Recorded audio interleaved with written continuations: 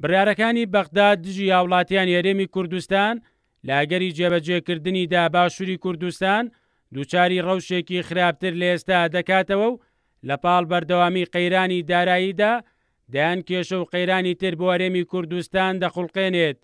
سەرۆکی لیژنەی دارایی و ئابووری لە پەرلەمانی کوردستان دەڵێت بڕیارەکان کاریگەری خراپیان لەسەر هەرێمی کوردستان دەبێت و پێویستە حکوومەتی هەرێم پلانیە بێت بۆ بەرەنگاربوونەوەی دەرەنجامە خراپەکانی پشت بڕیارەکان.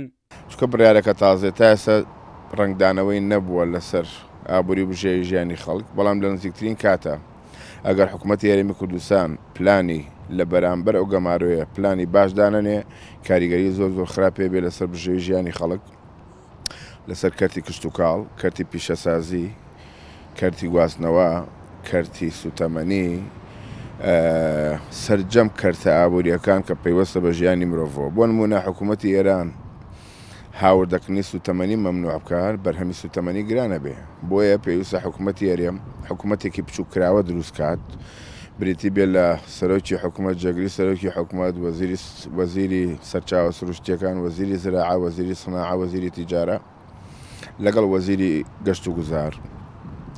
ئەمە بەردەوام لە کۆبوونەوەدا بن، پلانی باش و تۆکمەدا بنێن بۆ ئەوەی ئەو گەمارویانە کاریگەری خێرا و ڕاستەوخۆی لەسەر ژیانی هاوڵاتیان نەبێ.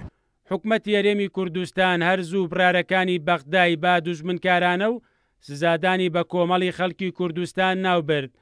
ئامادەی خۆشی نیشاندا بۆ هەر گفتوگۆ و دانوستانێک کە چارەسەری کێشەکانی تێدا بێت، هەرچەندە هێشتا ڕوون نییە بڕارەکانی تری بەغدا دەستنە بواری جێبەجێکردنەوە، بەڵام پسپۆڕانی بواری ئابووری بڕارەکان باڕەشێکی مەترسیدار بۆ سەر هەرێمی کوردستان ناو دەبن.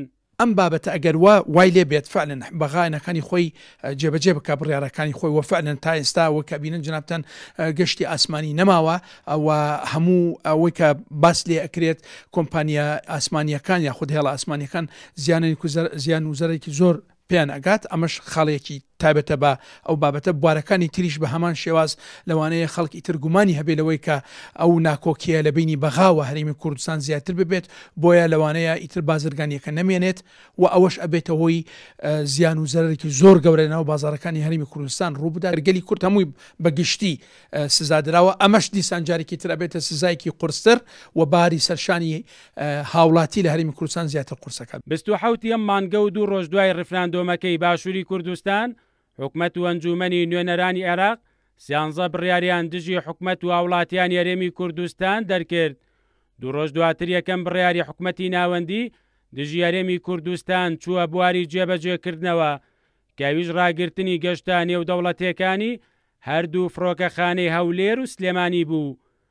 مەریوانە بڵا، کورسات نیوز، سلێمانی.